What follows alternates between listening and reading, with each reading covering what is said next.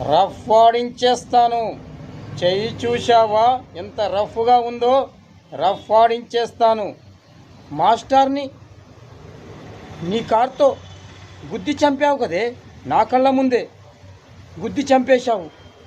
అయ్యా జడ్జి గారు, నీకో నమస్కారం. నా కళ్ళ ముందే ఈ అమ్మాయి కార్తో గుద్ది చంపడం నేను చూశాను. దగ్గరికి వెళ్ళి అడిగాను. అప్పటికి ఏమందో తెలుసా?